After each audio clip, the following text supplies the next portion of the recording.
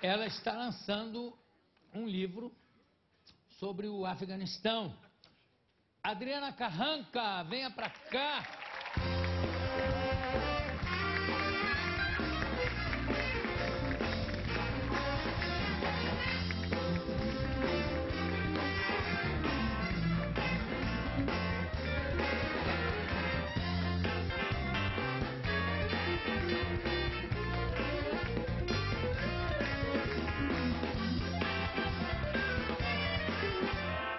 Adriana, mas você é tudo menos Carranca. Você não me conhece. Não, não precisa conhecer, basta olhar para já saber. O Afeganistão depois do Talibã, pela civilização brasileira. Isso. Você esteve lá depois depois do Talibã? Depois do regime, né, da queda do regime. Eu estive lá 2 vezes. A primeira em 2008, eu fui para fazer uma reportagem especial do Estadão, onde eu trabalho, e agora eu voltei para reencontrar os personagens que eu tinha conhecido da primeira vez. Agora, o Talibã ainda é uma força político-religiosa forte lá ou é só político? É uma força, a insurgência é muito forte, né? Desde que o regime caiu. E agora é um movimento, quer dizer, os talibãs são o quê? Um movimento, quase foi um movimento estudantil, não é? Eram meninos que foram, na época dos soviéticos, tirados das famílias daqueles refugiados da guerra contra os soviéticos, levados para as madraças, que a gente fala as escolas religiosas, porque as famílias eram pobres, elas não tinham onde deixar as crianças, mandavam para essas escolas. E eles cresceram ali, até falam a questão da mulher, tal, eles cresceram ali longe das mães, das irmãs, longe das mulheres. Então, quando eles saíram de lá, foram treinados, né, e preparados para lutar a guerra no Afeganistão. Quando saíram de lá, o que faz com as mulheres? Bota a burca nelas, não sabiam o que fazer com elas. Esconde, o máximo possível. Porque eles não sabiam realmente o que fazer. É um pouco daquele sonho soviético de escolas que pegam a criança desde muito cedo e que aí criam longe dos pais, etc., para criar um fruto absolutamente estatal, né? É a mesma fórmula, mas aí usada pelos Estados Unidos, pelo Bin Laden, né? Que foi convidado a ir para lá pelos Estados Unidos. O número de madraças naquela época foi de 1.000 para 8.000 madraças, e aí eles cresceram e depois voltaram para guerrear. Que loucura, isso como, de repente as coisas vão e voltam, né? De repente o Bin Laden, fruto de tudo isso, de dinheiro americano ele não precisava, porque era uma grande fortuna, a família é riquíssima. Na verdade, ele fez um acordo, foi convidado para ajudar, para treinar, porque eles não sabiam como treinar a insurgência no Afeganistão, os rebeldes no Afeganistão, para lutar contra os soviéticos. Ali, uma coisa perversa que tem da guerra no Afeganistão, Jô, é que nunca teve a ver com os afegãos.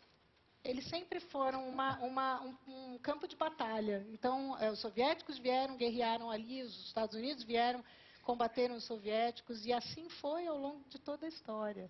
E eles foram sofrendo com aquilo. E a corrupção comendo solta também. Muita corrupção. O vice-presidente é um dos personagens do livro, que era um senhor da guerra e agora se defende de desvio de dinheiro do banco. Os afegãos, nesses 10 anos, não viram o dinheiro chegar, na verdade, né? Como é que fica uma mulher que vai nessa região fazer uma reportagem especial para um jornal, para o Estado de São Paulo? Como é que fica diante dessa situação? Porque você deve ser encarada como um bicho de outro planeta, ou não? E tem que usar toda aquela... Usei. Tem que se paramentar? Eu usava o véu nos lugares para estrangeiros, né? Mas dessa vez, como eu fiquei mais tempo, fiquei numa casa de família, eu queria ir ao supermercado, queria tentar viver um pouco, entender como é que é a vida deles. Aí eu colocava a burca e ia, e aí debaixo da burca ninguém sabe quem você é. Né? E os homens não falam. Tem essa vantagem, entre aspas. Tem, para uma estrangeira, para eu conseguir, né, para uma jornalista, a gente não quer chamar atenção lá, para se infiltrar, eu consegui. Até o supermercado ser bombardeado, o hotel ser bombardeado, o hotel que eu estava. E a coisa fica meio complicada. Agora, andando de burca, Aparece só o olho. Só os olhos. Só os olhos. Não, nem os olhos, na verdade, né? Ele tem uma redinha. Tem um véuzinho, assim. quer dizer, não tem como... É curtinho, assim, aparece as pernas. E o pezinho. Então, é bonitinho porque elas pintam a unha, elas desenham o pé, elas usam rena no pé, desenhos e tal. Hoje já não é mais obrigatório, porque o regime talibã caiu, mas a maioria ainda usa, porque elas estão acostumadas, para elas é como sair nua. Eu tenho um jornalista que eu conheci lá no Afeganistão, que encomendou um bolo, fez uma festa, quando convenceu finalmente a mãe a sair sem a burca, porque foram anos até convencê-la, aí toda a família se reuniu para comemorar. É como você convenceu hoje aqui um homem a sair nu na rua. Exatamente, é a mesma coisa. E elas têm essa curiosidade sobre a gente também, né? Então elas perguntam, é verdade que os brasileiros usam biquíni na praia? Nossa, mas se mostra tanto assim. É verdade que as brasileiras fazem muita plástica? Eu disse, é verdade, tem né, mais, quase tanto quanto os Estados Unidos e tal. Aqui a gente não precisa fazer plástica para segurar homem, não. Isso é que é ditadura, tem que fazer plástica. Sei lá, segura na burca mesmo. Aqui casou, tem que ficar comigo até o fim. Não tem essa de ter que fazer plástica, imagina. Se eu engordar, o marido não pode me deixar. Olha só. Agora, e o nível de, por causa dessa educação só entre rapazes criados quase reclusos, né? O nível de homossexualidade que existe. Tem muito. É até uma brincadeira dos meninos, dos jovens afegãos com relação aos talibãs. Os talibãs são tão, assim, bravos, né? E, na verdade, você tem muitas histórias de casos de amor entre eles, porque eles cresceram realmente sem mulheres. Eu estava até conversando com o pessoal da sua produção sobre isso. A afetividade é entre meninos. Então, nas ruas, você vê os meninos se abraçam, os meninos dão um beijinho, um pouco como as meninas aqui, que uma deita no colo da outra, dá a mão. Todo o carinho, a amizade, a lealdade, o confidente é o amigo, o menino.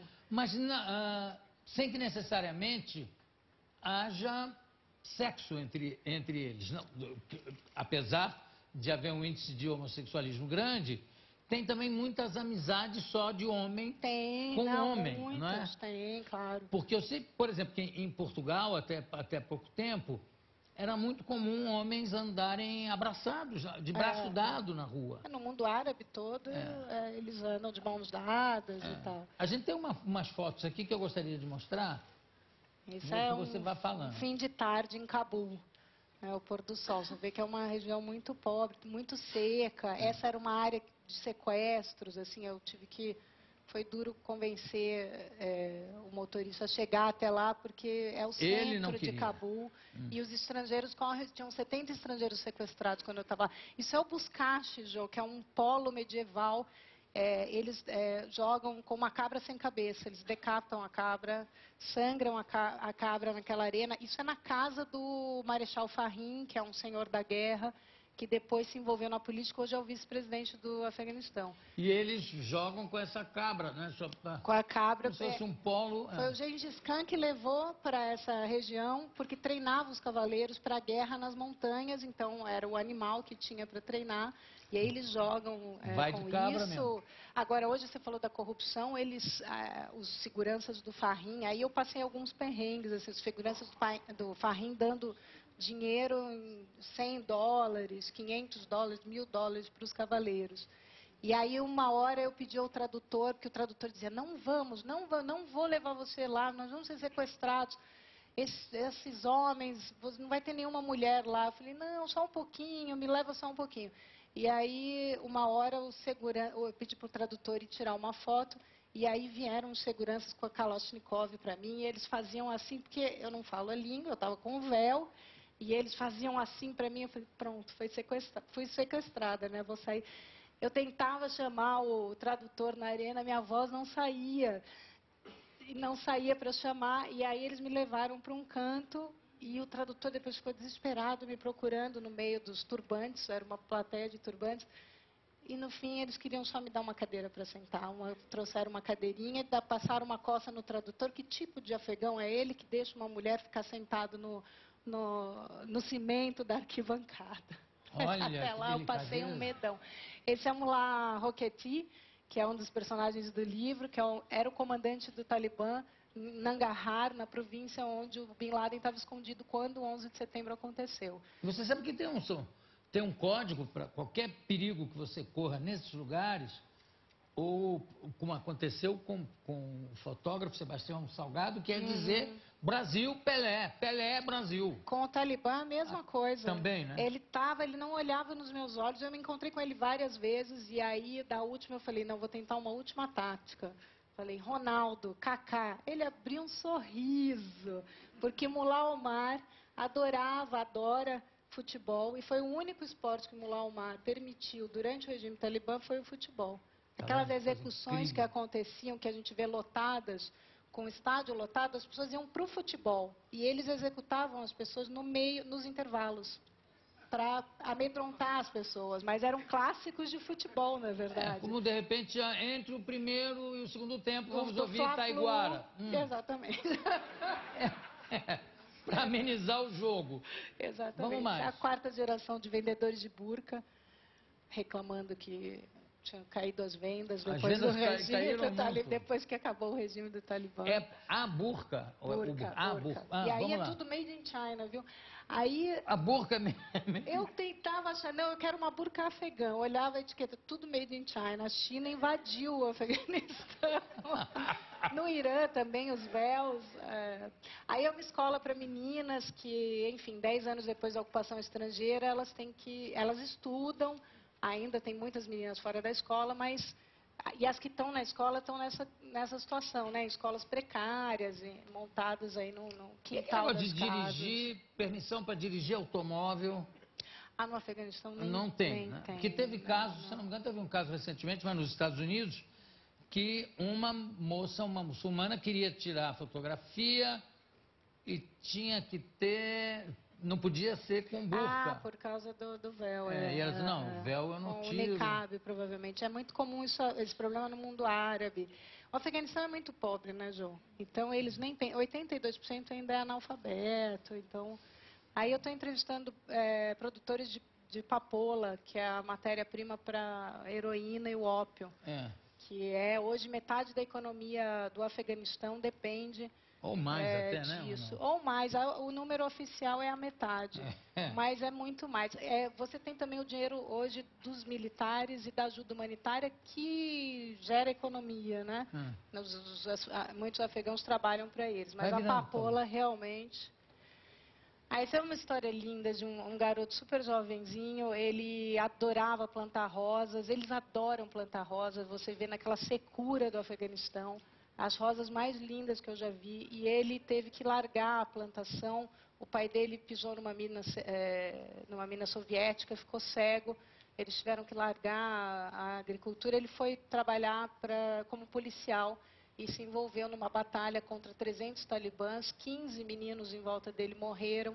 Ele estava junto com as tropas americanas e ele perdeu a perna. Fazia 2 dias, ele estava ainda tentando recomeçar a andar.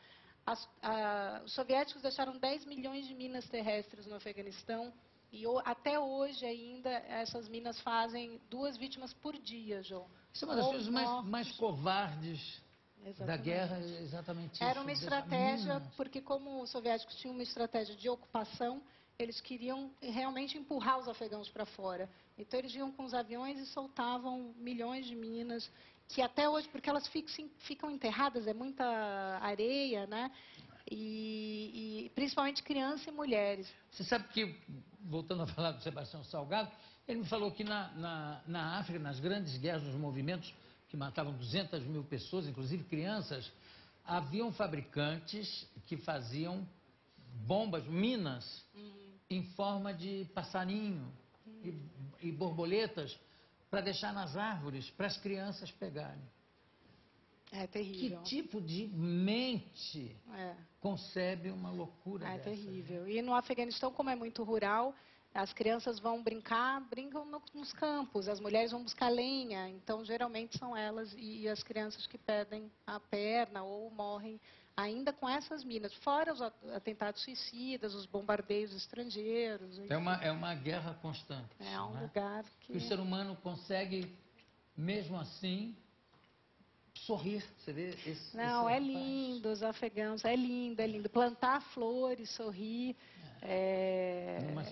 Realmente é um povo que não se rende ao sofrimento. É muito bonito. Acho que isso é que apaixona. Olha, parabéns pelo seu trabalho, parabéns pelo livro. O Afeganistão, depois do Talibã, pela civilização brasileira. Adriana Carranca, muitíssimo obrigado. Daqui a pouco a gente volta.